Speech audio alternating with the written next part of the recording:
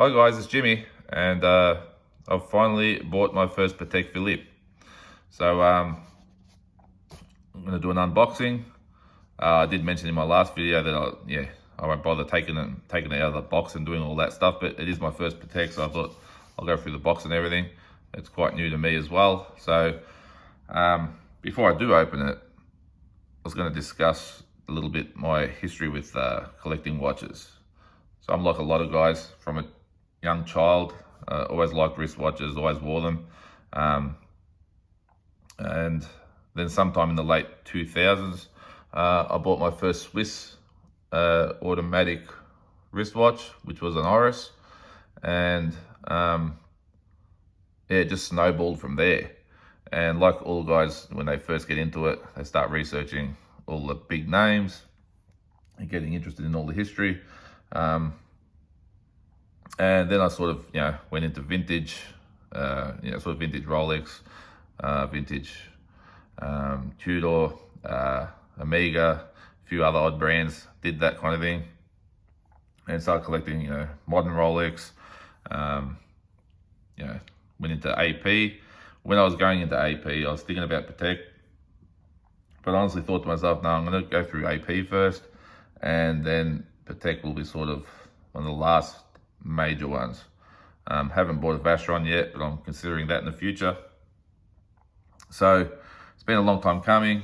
I was interested in Patek and was offered them, a few years back, when you could get the hot watches like the Nautilus and all that. So I think a few of you guys are going to be very surprised with knowing what I collect, what's actually in this box. So what I was thinking of doing, I've got some other watches here. Over the last year or so, I've taken an interest in, like the Rolex Oyster Perpetuals, Air Kings, things like that, modern, vintage. When I got this watch last year, this is the 41mm Oyster Perpetual. Really like the just the overall aesthetic, and nice bare bones classic sort of watch. The dial outlay is just really simple and elegant, and it sort of ticks all the boxes, just does what a watch was intended to do. So I got that, then I can't remember in what order, but bought a vintage Air King. I think this is a 5504, so it's in a 36mm case, and it's probably one of my favorite vintage pieces. So that, and I found a logo dial, pull inter drill. It's from I've got to think of what country this dial came from. It's a petroleum company based in I'm trying to think of what it was, Libya. So so these kind of things have sort of got me interested. I sort of went away from a lot of the dive watches for the moment. I guess because I've got plenty of them, and these are different. And what can I say? I like them. So anyway, I'll open this up so you can see what I bought. I think a lot of guys might be surprised with what I've actually bought. Probably thinking I wouldn't necessarily wear something like this. But it's my first piece, and I plan to buy more. So I thought it was a very nice place to start. And I'll just get this out of the box without dropping it. All right, so in here you get the little leather bound book. Move that.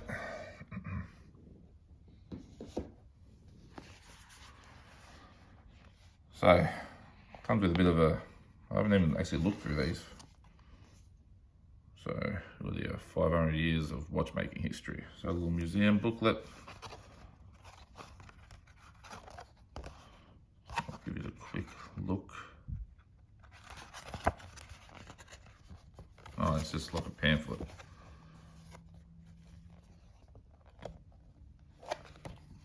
one more page. Interesting.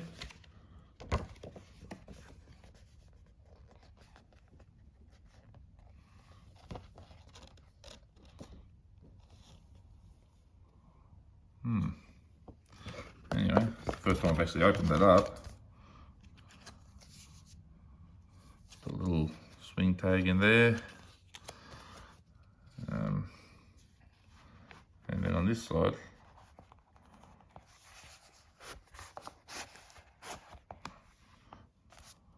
so you've got that certificate there.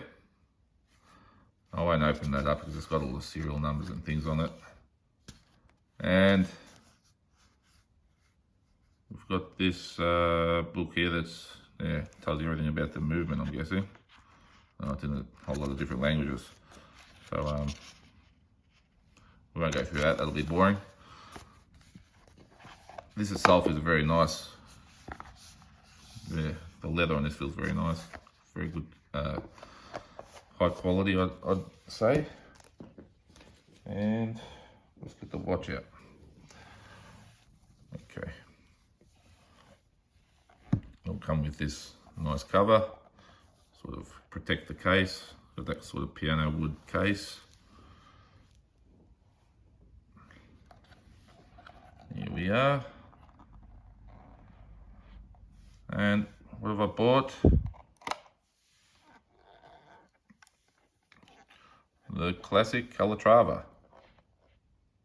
So this is a reference 5196R, sort of based off the original 96, which I think was produced from around 1930, somewhere there. Originally it was a lot smaller. This is 37 millimeters. I do have a large wrist, like you guys know, but this watch wears really well. The size, I think because I've got the wide lugs as well. 21 millimeter lug spacing, so 21 millimeter strap. This is in the rose gold with the silver dial. And I need to wipe the dial. There we go.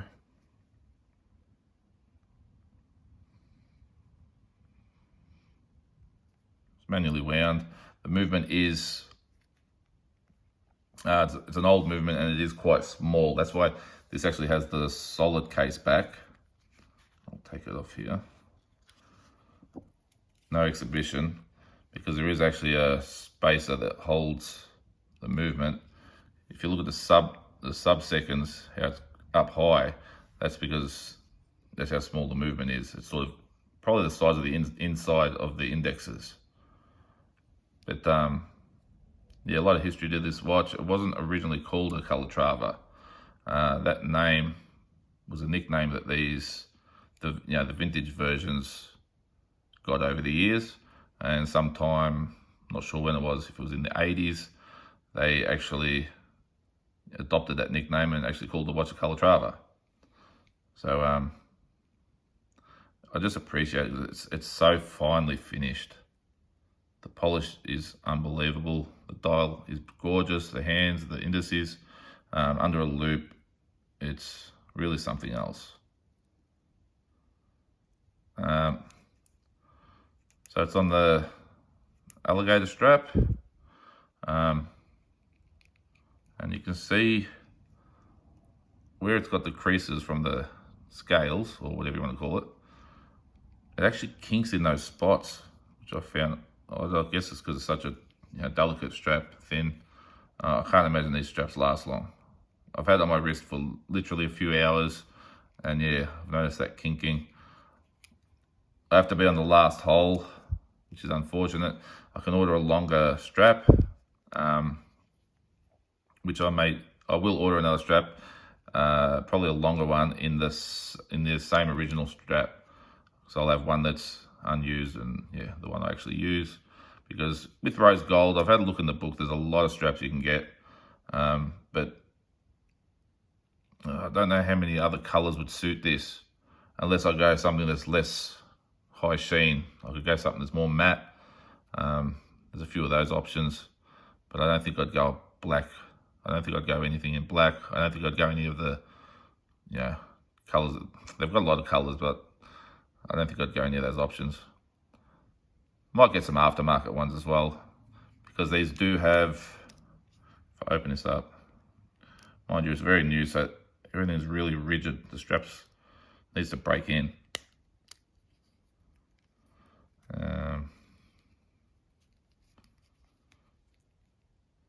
Yeah, you can see it's got the little, the spring bar's a quick release. So easy to change straps. But obviously you'd have to pick something that's a very thin, fine strap like this. You can't put any of those thicker type things. Just won't suit the watch being this thin. So I don't have the dimensions of how thick the watch is, but yeah, it's thin. It's in that 5-6 millimeter sort of thing, I imagine. But it's 37 diameter. Yeah, 21 mil lugs. And what I'll do is I'll put it on my wrist. Now this is funny because I'm looking at this tiny watch and I'm wearing this huge thing. But I think that's also why I appreciate it, because every day I'll wear, these heavy, solid stainless steel, robust watches. And then, when you head out and you've got a shirt on or whatever, this is, it's gorgeous. Let me just get it on. The other thing is, because it's on the last hole, it's a bit harder putting it on. You don't have much of the strap to grab. Here we go.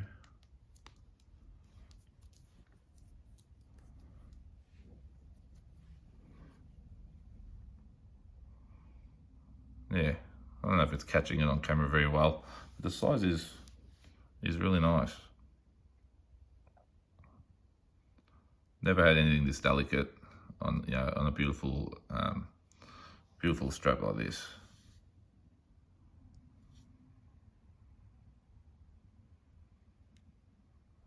So I'm very happy with it. I'm thinking next maybe an annual calendar. There is, I can't remember the reference. There's a very nice annual calendar they make. I think it's 38.5 millimeter case with a blue dial, and it's got baguette diamond indices. But they're done in a way that you really have to look to notice that they're baguettes. But I'm thinking about that. I did sort of mention it. They think that maybe they get maybe one a year in the blue dial. So we'll see anyway. We'll see. Thanks to lockdown again here in Victoria, in Australia, I was meant to go and spend a bit more time, go pick this watch up, have a look at a few other pieces, enjoy the experience as my first Patek. But 2 days before I was meant to go pick it up, we were going into lockdown, so I had to literally race down to the city right at closing time, got rushed, picked up the watch, and came home. Wasn't much of an experience for the first Patek, but what can you do? At least I got the watch. And so, pretty much just come with the things I showed you. They threw in one of these travel cases, which is lovely. So the pillow in these actually snap locks in. And the leather actually matches the booklet that comes with the box. So very nice quality. And that's about all today, guys. So some of you might be shaking your head, thinking this just doesn't suit me or something, but I love it. And in the right setting, going out, it's going to be very enjoyable. So, especially like I said, wear these during the day every day. It's a welcome change. And like I said, next I'd like to get something with a complication from Patek, and down the track it'd always be lovely to get something in a grand complication, but they're all big dollars, and we'll see. It's not like Rolex. It's not something you start picking up 4 or 5 pieces a year. I'm thinking I'll be happy if I get one every year or 2 years. See where it goes from there. Anyway, that's what I'm thinking now. 2 months down the track, I could be thinking different. We'll see. All right, guys. Thanks for watching, and have a great day. Bye-bye.